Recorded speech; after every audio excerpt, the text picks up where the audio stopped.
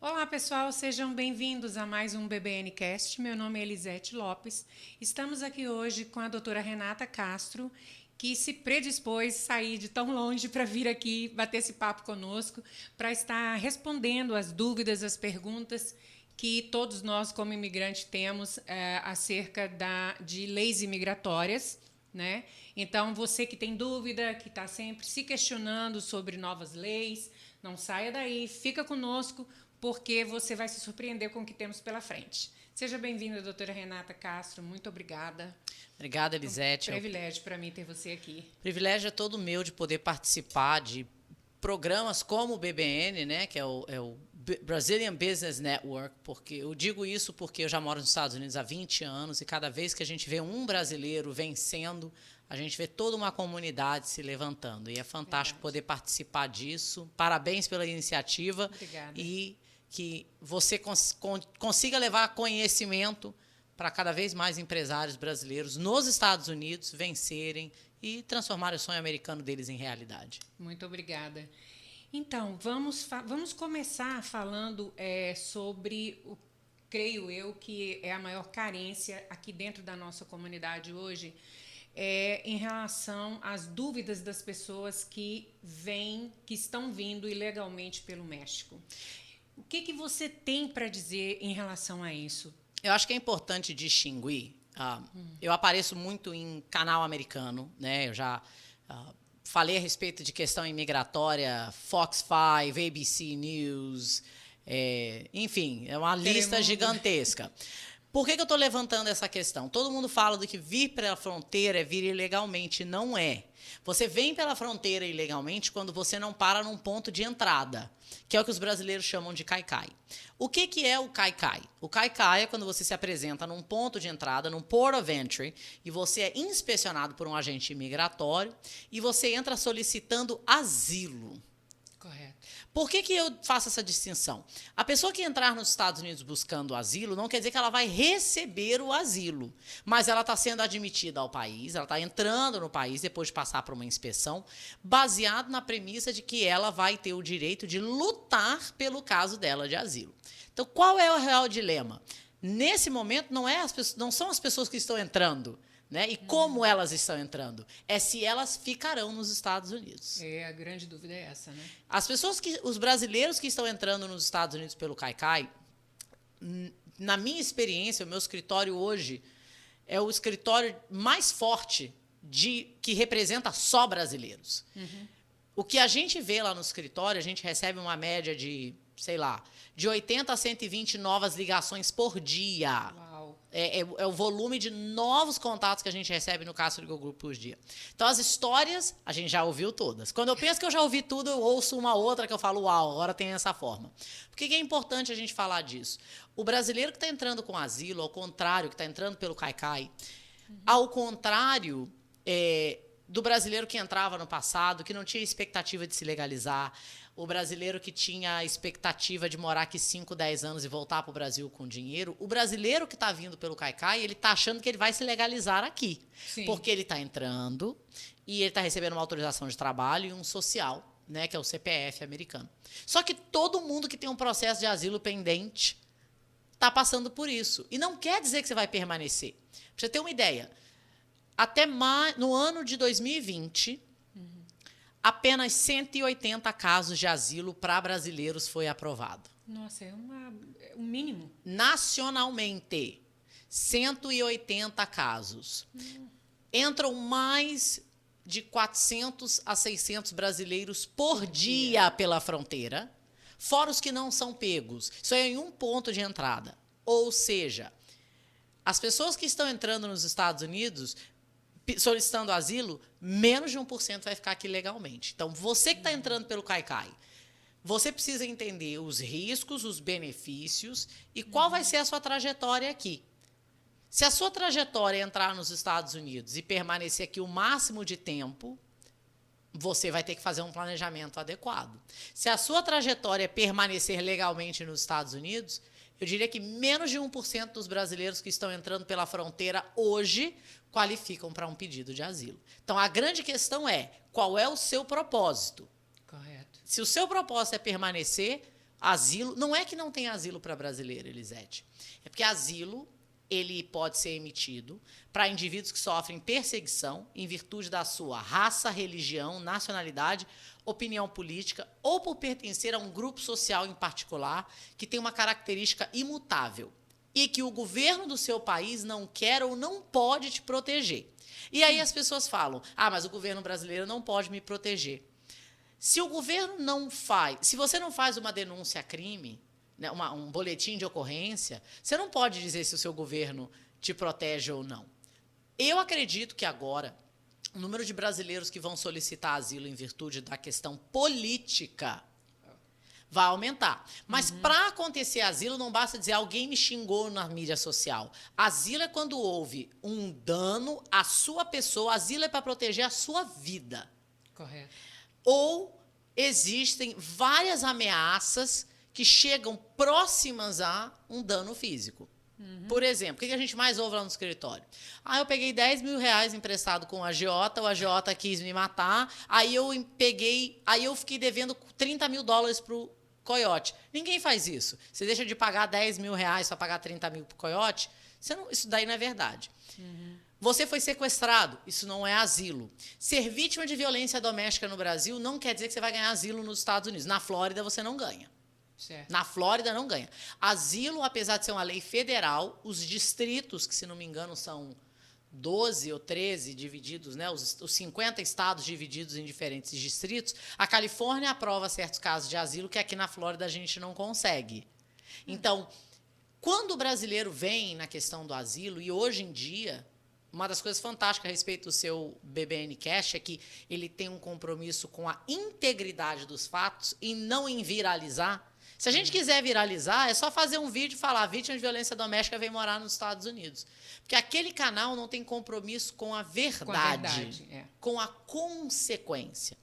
Então, hoje a gente vê muito isso. As pessoas que estão tendo acesso à informação, nem sempre de fonte segura, e que estão fazendo mudanças drásticas nas vidas deles e delas, sem saber o que é a América nua e crua. A América nua e crua não é. É um lugar fantástico. Moro aqui há 20 anos, amo morar nesse lugar.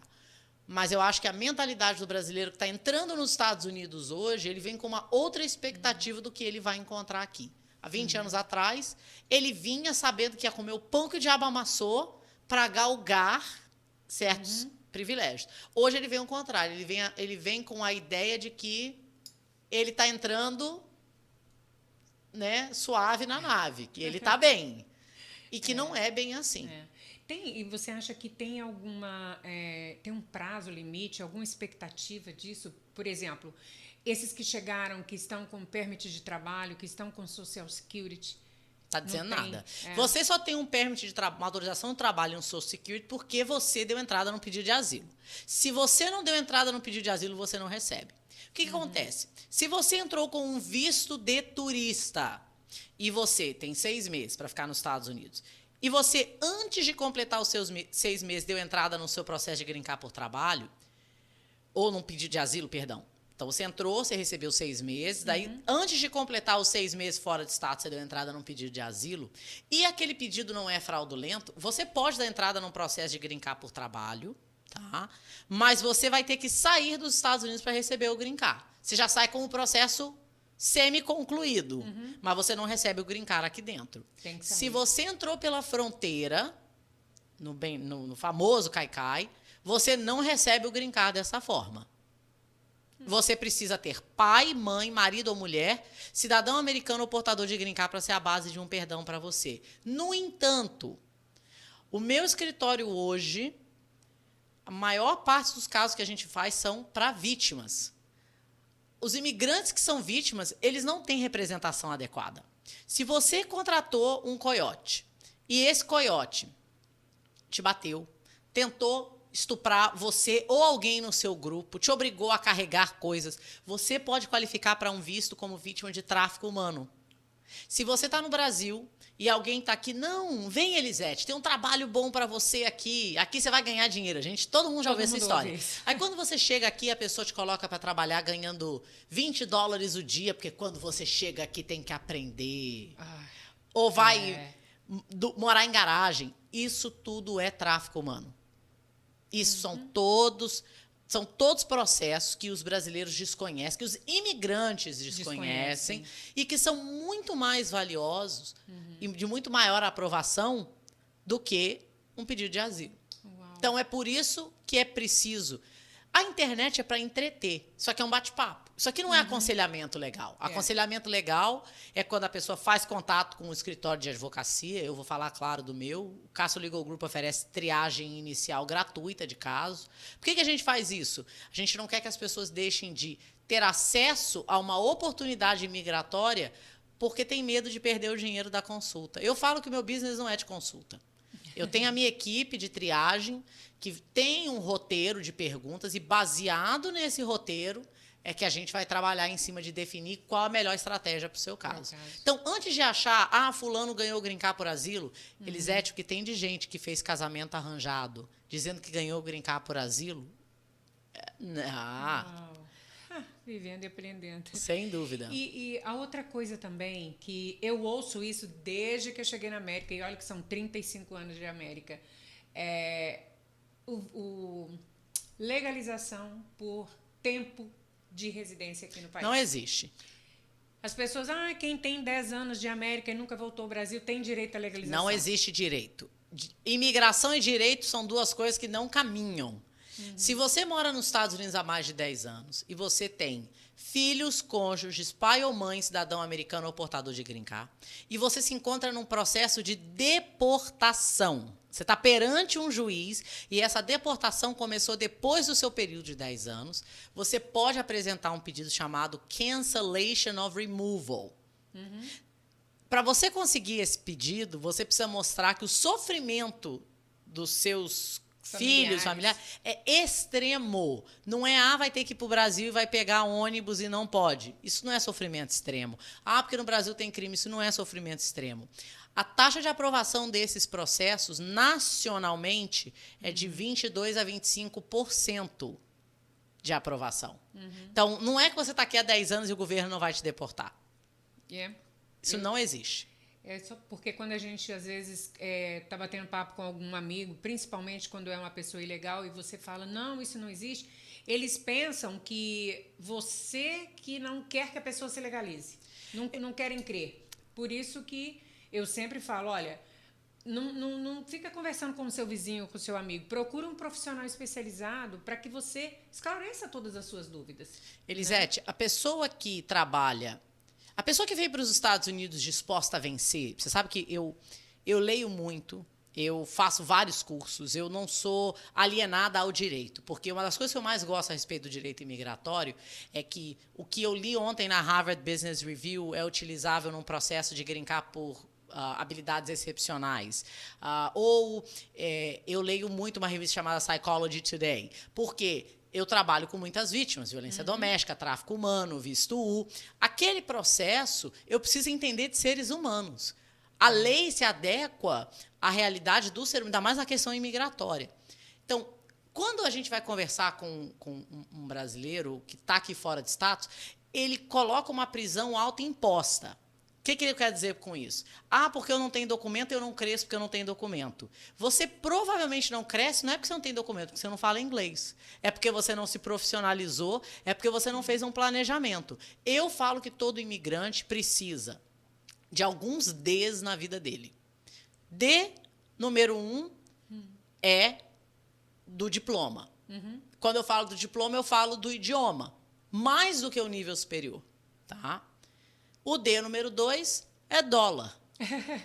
Ele precisa de dólar. Claro. Ele não precisa de carro novo, ele não precisa de bolsa Louis Vuitton. Eu acho que eu tive uma infância pobre, e é claro, a gente chega aqui, a gente se deslumbra de ter acesso a coisas que a gente não tinha. Né? Mas prioridades. O que é a sua prioridade? É juntar dinheiro, é ganhar dinheiro e juntar dinheiro. Ganhar dinheiro e juntar dinheiro, assim. Como que você prioriza? Diploma, dólar, documento. 3D.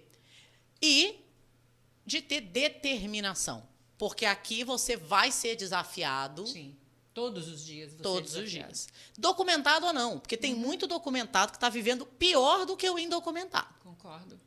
E quando a gente fala isso, de o imigrante precisar se preparar, porque se ele não consegue o documento Porque ele tem que viver com essa possibilidade, mas ele passou a ter uma formação. Formação não só de diploma, porque no Brasil a gente não vê um desenvolvimento, do foco do desenvolvimento na capacidade. É acúmulo de diploma. Conhecimento e diploma não caminham juntos. Você tem que expandir o seu conhecimento. Então, ontem, eu estou fazendo um curso com David Nagel. E David Nagel, ele é fantástico. Ele é um palestrante motivacional, ele trabalha com treinamento para empresários. E ele falando que por que o americano sempre se surpreende quando um imigrante vem para os Estados Unidos e vence? Porque o imigrante, quando vem para cá, ele se despiu daquelas limitações que ele tinha no país dele de origem. Se você tivesse ficado no Brasil, não estou falando você, mas se você tivesse ficado no Brasil e você tivesse sem dinheiro, você não ia limpar uma casa ou um escritório. Sabe por quê? Nossa, eu vou fazer esse tipo de trabalho humilhante. Chega aqui, você faz o que vier pela frente. You do what you gotta do. O americano vive naquela bolha que a gente vive no Brasil. Entendeu? Então, se você se despe disso, você vai ver como seus horizontes vão se expandir. Você deixa de se limitar. Porque aonde você via dificuldade, você vê oportunidade. Então, esse skill set que você tem, você não vai usar isso só nos Estados Unidos. Se você tiver que ir embora falando inglês, com um capital, com uma formação que você não teve acesso no Brasil, você já não venceu aqui?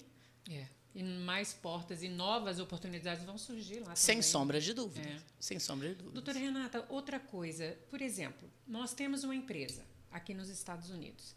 Queremos contratar um funcionário que está ilegal.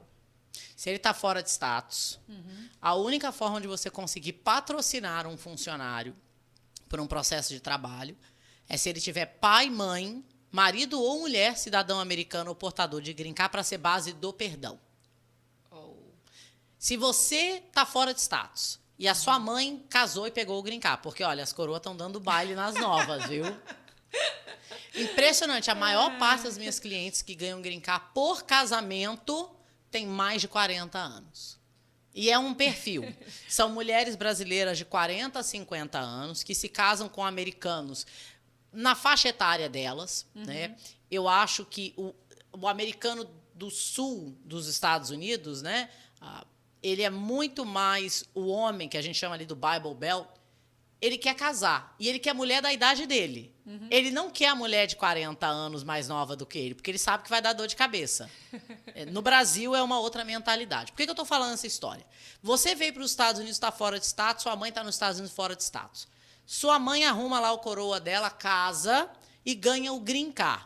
Como que você pode se documentar? Você que é adulto e casado fora de status. Você arruma uma empresa para fazer o seu processo de green card por trabalho e a sua mãe se torna a base do seu perdão. Aí, em 2 anos e meio a 3 anos, você está documentado. Muito bom. Outra coisa,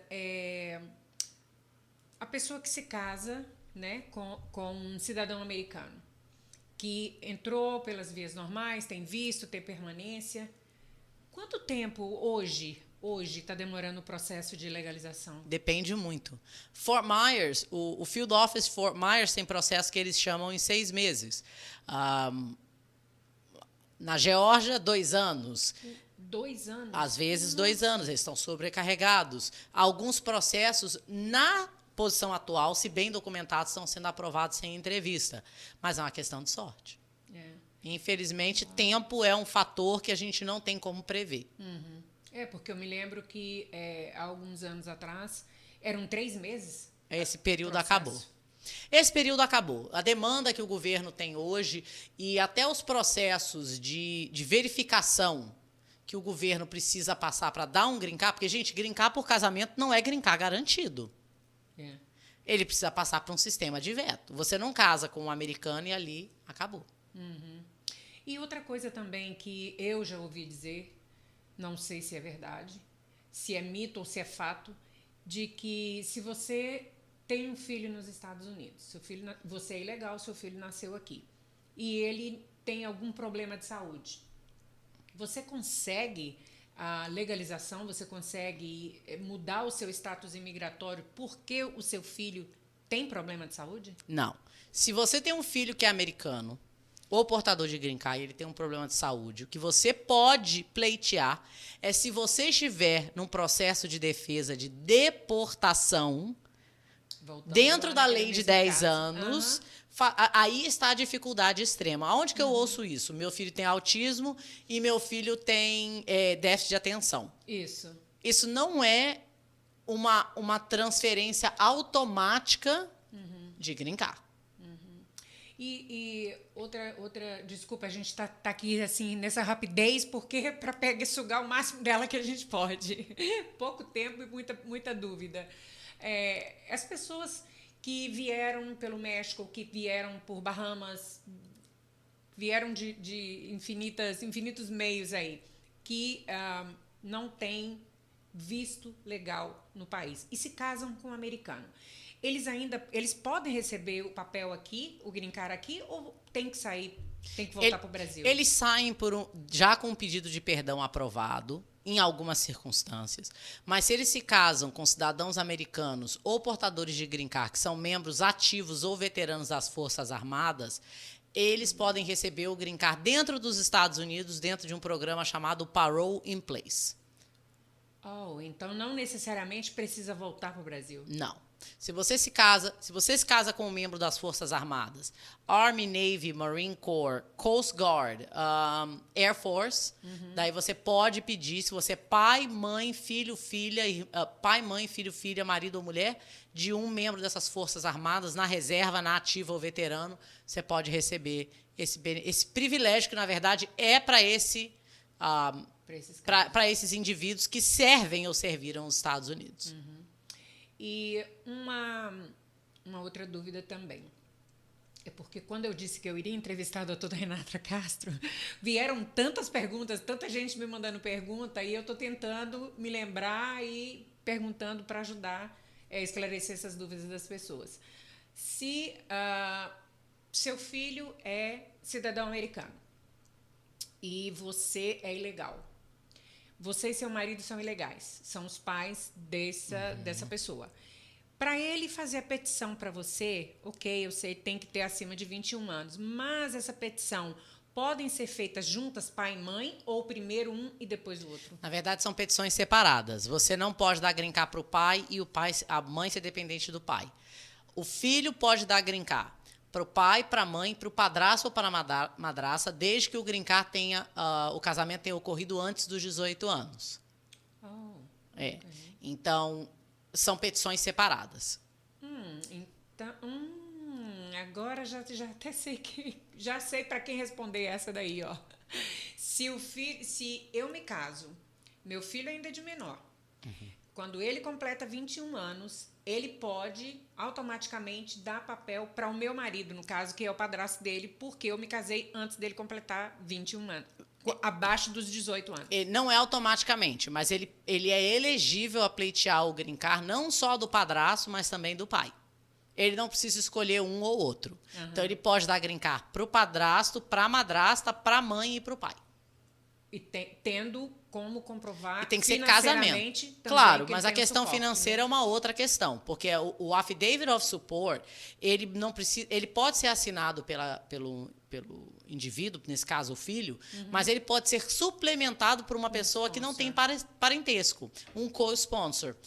Se a pessoa está fora de status, ela não pode ser co-sponsor dela mesma, porque você não pode usar a renda ganha de forma irregular para suplementar o seu patrimônio. Agora, vamos supor que esse imigrante que está fora de status tem um patrimônio no Brasil, e eu já ganhei um caso assim, que a filha não tinha o dinheiro, o pai tinha 10 vezes o valor anual, tinha uma pessoa de boa situação, e a gente mostrou os extratos bancários dele, convertido para dólar, e aquilo satisfez. Que legal, muito bom, né? É bom, assim, sempre ter os meios. Esse é o valor do advogado. Se você está contratando um advogado de imigração para preencher o formulário, economize o seu dinheiro, porque o valor do advogado de imigração é saber estratégia legal. É chegar numa entrevista e ter um preparo, porque você só aprende a advogar como? Advogando. Eu não aprendo a advogar atrás de uma mesa. Eu não aprendo a advogar atendendo telefone. Eu aprendo a advogar tendo hoje 2.000 casos abaixo da minha batuta. Nossa. 250 casos de violência doméstica em aberto só nesse ano. Falando nesse assunto, é verdade isso de que a violência doméstica aqui dá direito a um dos cônjuges, a mulher ou o homem, no Dá caso, acesso. ter Se você se legalização? casa com um cidadão americano ou portador de green card, e você foi vítima de violência religiosa, sexual, emocional, financeira, você pode sim ganhar um green card por violência doméstica. Não é preciso haver uma denúncia policial nesse caso. O processo corre em segredo de justiça, ele não é notificado, ele não é preso. Eu diria que hoje, de cada 10 vítimas de violência doméstica que a gente atende lá no escritório, 6 são homens. 6 são homens. E desses 6, eu diria que 2 ou 3 estão num relacionamento homoafetivo e os outros 3 num casamento com uma mulher. O homem tem muito mais dificuldade em reconhecer que está num casamento abusivo do que a mulher. A mulher não age. A mulher não age. O homem tem dificuldade em reconhecer. Mas nesse caso, só se um dos dois for legal, né? For cidadão americano ou portador de green card, exato. Se você é vítima de violência doméstica e você não é casado, ou o seu cônjuge não tem documento, você pode tentar o visto U, que é para vítimas de crime, mas aí é preciso haver uma denúncia e a polícia tem que colaborar com a certificação. Para você que não acompanhou a página, a Elisete fez um evento fantástico do BBN, onde eu e a Cláudia Feribá participamos, respondendo a perguntas, fazendo um mutirão de consulta. E quem sabe, Elisete, o pessoal que está assistindo você aqui no BBN Cash, não vai convidar você a nos levar para outros lugares para a gente fazer um mutirão de atendimento lá. Que bom, vai ser um prazer, com certeza. Orlando que nos aguarde, hein? Próximo lugar pode ser Orlando aí. Sem dúvida. Gente, muito obrigada por vocês estarem aqui conosco até agora.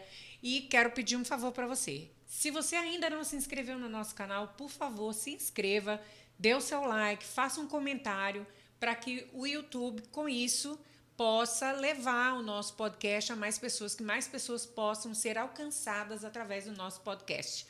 Muito obrigada, até a próxima.